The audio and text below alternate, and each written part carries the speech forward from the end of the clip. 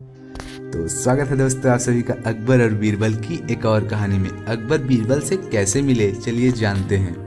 एक बार बादशाह अकबर अपने कुछ सिपाहियों को लेकर शिकार पर निकले थे।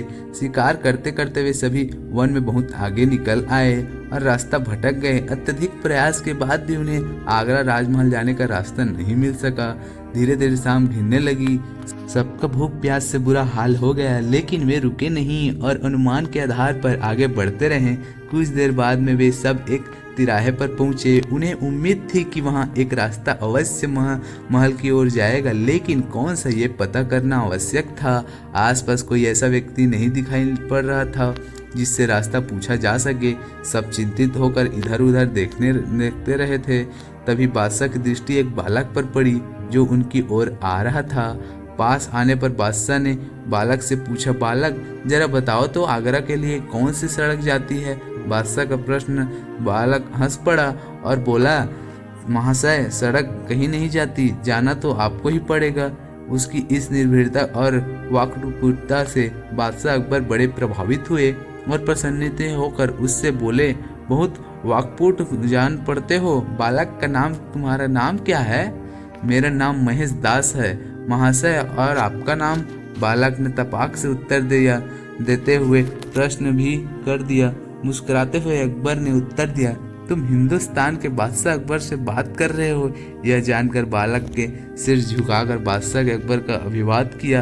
अकबर ने अपनी उंगली से हीरे की अंगूठी निकालकर बालक को दे दी और बोले, बालक हम तुम्हारी वाक्पटुता और निडरता देखकर बहुत खुश हुए हैं। हमारी राजमहल आना और ये अंगूठी हमें दिखाना, हम तुम्हें तुरंत पहचान जाएंगे और इनाम देंगे। चलो अब बता दो कि आगरा जाने का रास्ता किस ओर है। बालक ने अंगूठी ले ली और आगरा जाने का रास्ता उन्हें बता दिया। समय व्यतीत हुआ और हमेशा दास युवा हो गया। एक दिन उसने बादशाह से मिलने की उनके राजमहल जाने का विचार आया और उनकी दी हुई अंगूठी लेकर अपने घर से निकल पड़ा। राजमहल पहुंचकर वह हैरान रह गया। कीमती पत्थरों से निर्मित और बेहतरीन नक्काशी से सज्जित आलीशान राजमहल देखकर उसकी आंखें फटी की फटी रह गई।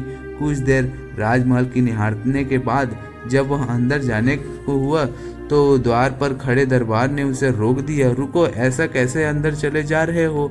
बादशाह अकबर के द्वारा दी गई अंगूठी दिखाते हुए महेश दास दरबार से बोला, महाशय मुझे जहांपनाह से मिलना है। दरबार उसे राजमहल में प्रवेश देने के लिए राजी हो गया, किंतु इस शर्त पर कि बादशाह उसे जो भी इनाम देंगे उसका आधा हिस्सा उसे देगा।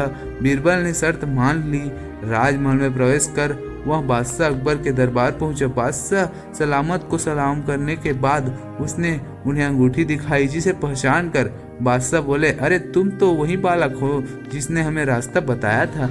जी हुजूर, बोलो इनाम क्या चाहते हो। जहांपनाह मैं चाहता हूँ कि आप मुझे इनाम में 100 कोड़े लगवाएं। हमें महेश दास ने नम्रता पूर्वक निवेदन किया। यह निवेदन सुनकर बादशाह अकबर हक्के बक्के रह गए।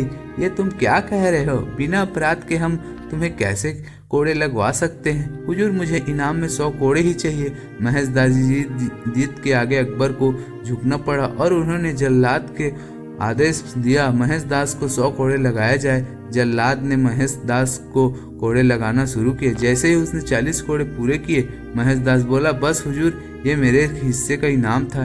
इनाम का आधा हिस्सा मुझे अपने वचन अनुसार आपके दरबार को देना है, इसलिए 40 कोड़े उसे लगाया जाए। यह कहकर बीरबल ने राजमहल में प्रवेश के लिए दरबार से हुई बातचीत का पूरा विवरण बादशाह अकबर को दे दिया। यह बात सुनते ही दरबार में ठहाके लगाने वाले बादशाह अकबर ने दरबार को 40 की जगह 100 कोड़े लगवाए। महेश दास की बुद्धिमानी को देखते हुए उन्होंने कहा, महेश अपनी बुद्धिमानी के कारण आज से तुम बीरबल कहलाओगे, और अपने 9 रत्नों में सम्मिलित करते हुए उसे अपना मुख्य सलाहकार नियुक्त कर लिया। इस तरह बीरबल अकबर के खास बन गए। तो दोस्तों कैसा लगा आपको कहानी। अगर कहानी अच्छी लगी हो तो बिना लाइक और सब्सक्राइब एंड शेयर किए बिना मत जाना मेरे दोस्तों। तो मिलते हैं फिर।